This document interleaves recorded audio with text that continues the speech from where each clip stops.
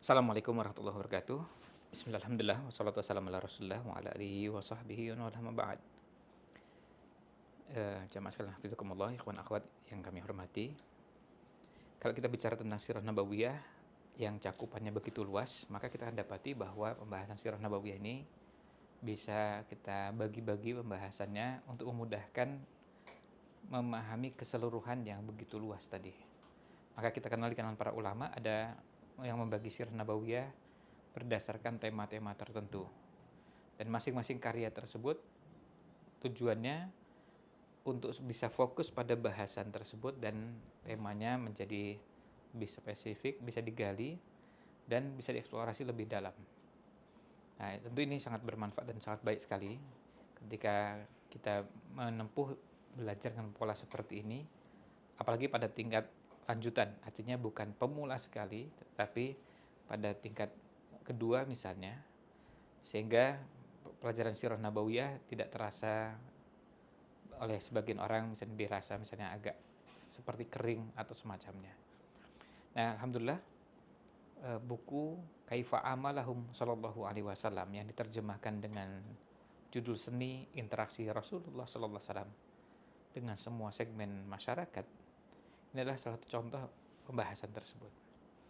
Nah, tinggal begini, ketika kita memahami buku ini, dan alhamdulillah buku ini sudah kita bahas beberapa pertemuan kajian rutin Selasa malam ba'da maghrib sampai dengan isya yang dilaksanakan online. Alhamdulillah sudah membahas lebih dari 300 halaman dari buku ini. Dan pembahasannya terakhir pada bulan Rabiul Awal tahun 1446 Hijriah ini masih masuk bahasan interaksi Nabi Muhammad SAW dengan kaum wanita. Ta'amulun Nabi SAW ma'an nisa. Nah, dari semua bahasan ini, sebelum membahas lebih lanjut, kemudian diteruskan sampai ujung buku atau ujung kitab ini, ada beberapa hal penting yang perlu kita kembali segarkan. Pertama, tema ini adalah tema sirah nabawiyah. Kalau kita bicara sirah nabawiyah, maka tema ini tidak mengerucut dipersempit pada tema-tema tertentu, tetapi sirah nabawiyah dalam artian tidak khusus untuk bahasan akidah, tidak khusus untuk bahasan fikih, tidak khusus untuk bahasan akhlak, tapi dalam sirah nabawiyah biasa kita temukan itu menjadi satu kesatuan. Sehingga kadang-kadang ketika kita membahas interaksi Nabi SAW dengan segmen tertentu, ada sisi akidah, ada sisi fikih, ada sisi akhlak, adab, yang semuanya tergali dari bahasan sirah nabawiyah. Nah, ini yang pertama. Jadi bahasannya adalah bahasan sirah nabawiyah. Kemudian yang kedua, bahasan sirah nabawiyah yang kita bahas ini adalah bahasan sirah nabawiyah tematik. Bukan bicara tentang kronologi. Kalau bicara tentang kronologi atau ahdas, itu pembahasan di tempat lain.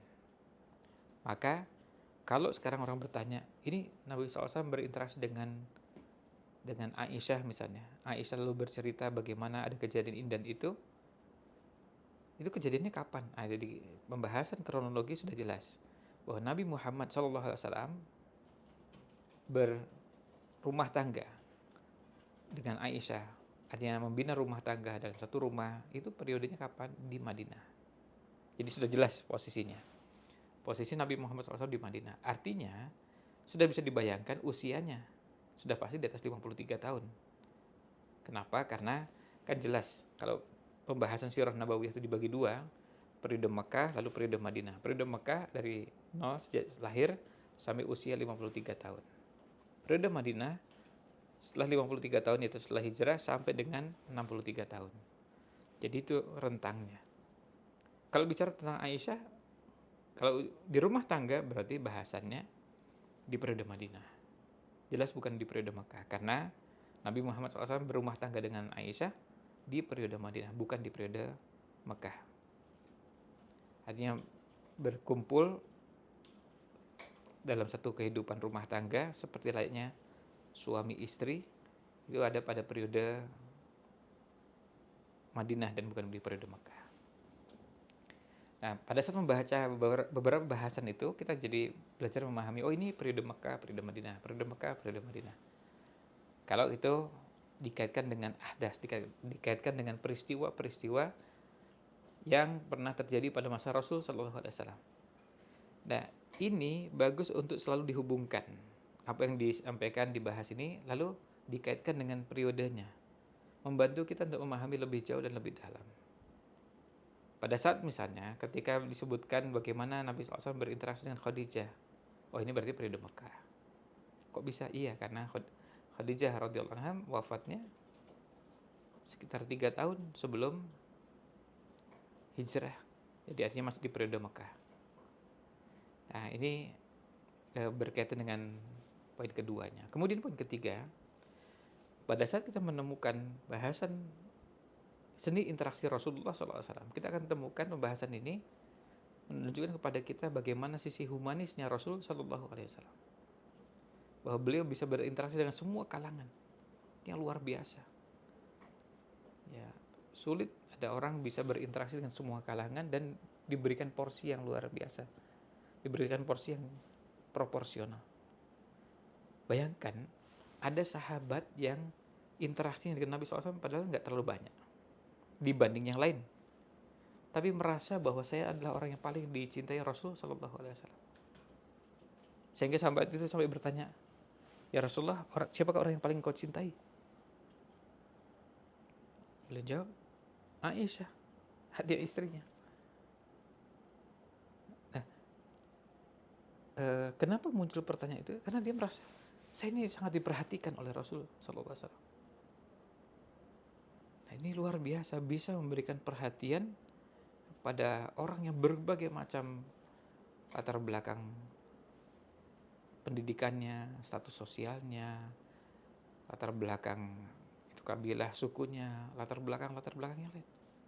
Kemudian sekarang ini dengan status sosial, ekonomi dan yang lainnya yang berbeda-beda, Nabi SAW bisa berinteraksi dengan semua itu. Ini untuk menunjukkan pada kita kemampuan yang luar biasa dalam berinteraksi. Ini sisi humanisnya. Yang kita semua ketahui bahwa ini tidak mudah. Bahkan, maaf, kalau mau jujur, ini sangat sulit. Tentu ketika kita mengatakan sangat sulit, bukan berarti mustahil diwujudkan, bukan. Tetapi kita ingin menunjukkan betapa hal ini bukan sesuatu yang mudah. Karena ini memang kerjaan yang luar biasa. Kalau kita bicara tentang capek, interaksi dengan orang itu capeknya capek bukan fisik, tapi bisa juga capeknya adalah capek yang berhubungan dengan psikologis. Ketemu dengan orang yang menjengkelkan, membosankan, menyakitkan, dan yang lain. Kalau nggak sabar, kita ingin segera sudah diakhiri aja. Capek interaksi dengan orang seperti ini. Ya, itulah kenyataannya. Memang ada orang-orang yang seperti itu. Kita capek berinteraksi dengan orang-orang seperti itu. Tapi inilah yang Rasul SAW ajarkan kepada kita. Apalagi kita berangkat dari prinsip laqad kana lakum fi rasulillahi uswatun hasanah. Kalau berangkat dari prinsip bahwa beliau adalah uswatun hasanah, teladan kita, ya kita belajar dari sini. Dan kita bersyukur dengan kehadiran Rasul SAW sebagai uswatun hasanah, teladan itu ada di hadapan kita dengan sangat terang benderang. Beliau berinteraksi dengan kaum wanita, ada bahasannya. Kalau dengan anak-anak, ada juga. Nanti ada sub bahasan yang lain. Kalau dengan orang tua, ada juga. Kalau dengan orang kafir, ada lagi. Berinteraksi dengan sekian banyak macam orang. Dan kalau berinteraksi dengan sekian banyak macam orang tadi, ada sebagian yang kalau kita berinteraksi capek, melelahkan. Sekali lagi bukan melelahkan fisik, tapi bisa melelahkan batin kita. Kita letih, kita capek, direpotkan dengan orang-orang seperti itu. Dan Nabi SAW bersabar luar biasa. Nah, itu uswatun hasanah. Pada pembahasan sebelumnya pernah kita angkat bagaimana interaksi Nabi SAW dengan pemuda. Ada seorang pemuda datang ke hadapan Rasul SAW dan menyatakan, ya Rasulullah, idzan li bizina. Wahai Rasulullah, izinkan saya untuk berzina. Apa enggak menjengkelkan? Tapi beliau dengan sangat tenang. Diselesaikan, diatasi. Ini harus diatasi. Tidak bisa kita mengatakan ini enggak diatasi. Menjengkelkan udah diusir aja, udah nah, tidak sama sekali. Beliau atasi itu dengan tenang satu persatu, menyelesaikan masalah. Ini luar biasa. Karena ya yang ditemui orang yang macam-macam. Jadi jangan dibayangkan bahwa ketika Nabi Muhammad SAW berinteraksi dengan orang, jangan dibayangkan orang yang dihadapi, ditemui orang yang menggembirakan semua, menyenangkan. Ada Abu Bakar, ada Umar, ada Utsman, ada Ali. Orang-orang soleh, orang-orang baik, ramah, santun, dan seterusnya. Ini enggak semuanya begitu. Bahkan kita semua ketahui bagaimana Nabi SAW pernah mengatasi konflik pertengkaran yang terjadi antara Abu Bakar dan Umar, atau dengan sahabat fulan dan fulan. Ini untuk menunjukkan sisi manusianya, sisi humanisnya Rasul Sallallahu Alaihi Wasallam. Dan kalau kita membahas ini, kita akan semakin yakin inilah kehidupan nyata yang memang patut dijadikan uswatun hasanah, jadikan teladan yang baik.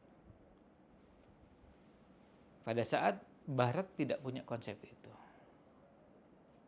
Barat tidak punya konsep yang lalu contohnya seperti ini.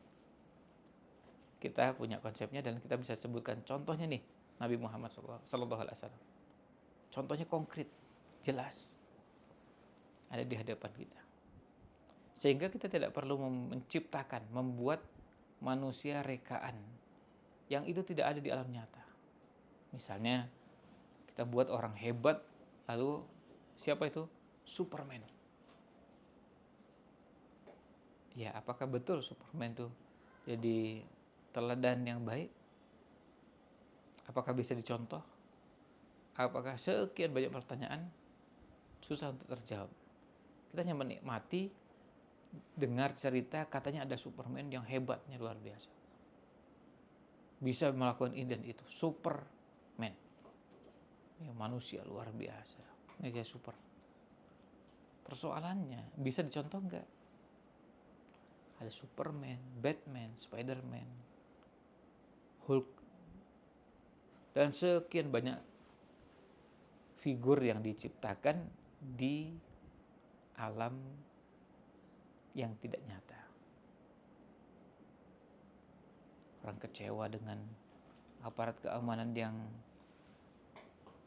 yang tidak jujur, tidak amanah, menyalahgunakan ini dan itu. Lalu muncul ada Robocop.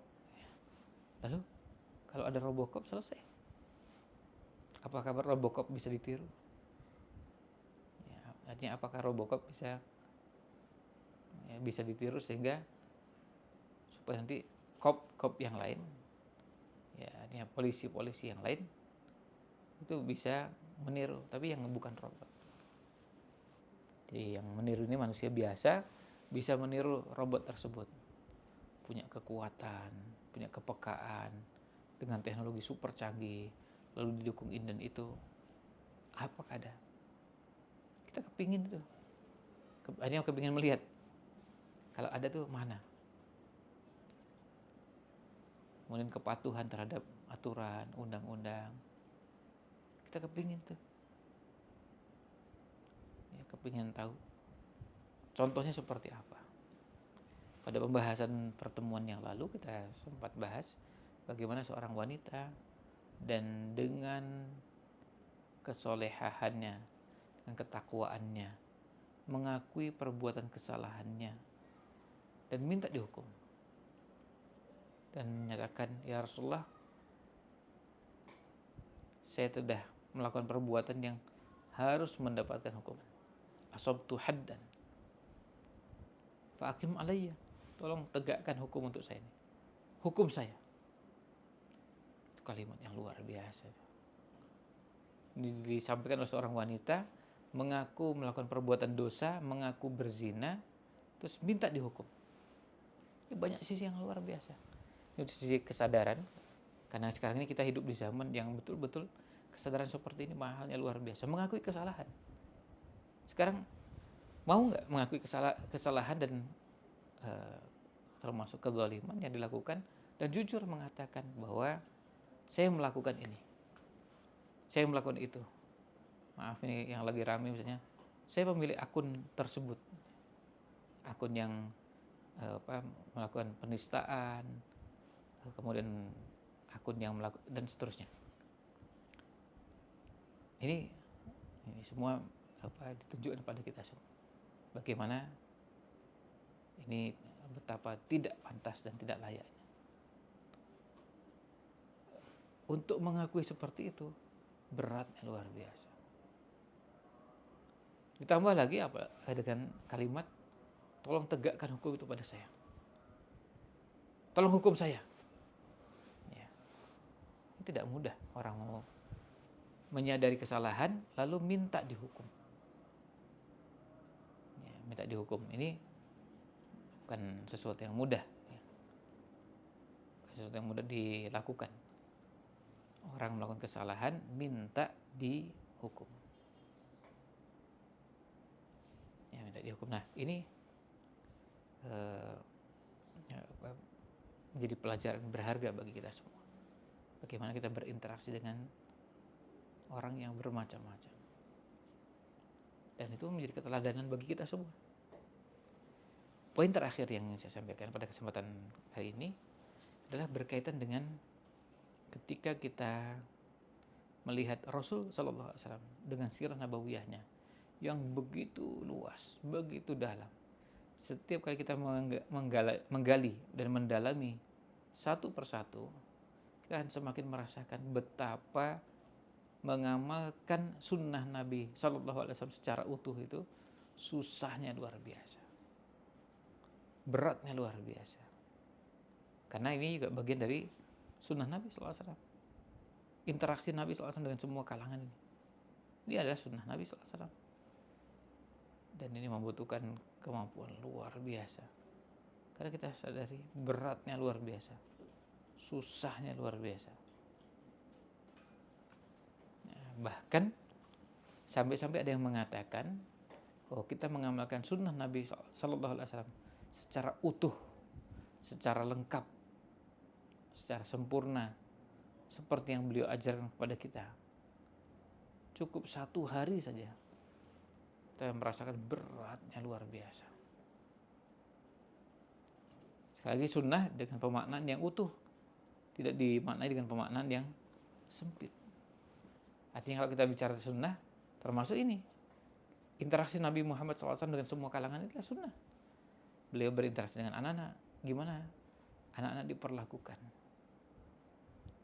Lalu dengan remaja, dewasa, lansia, kemudian laki, perempuan.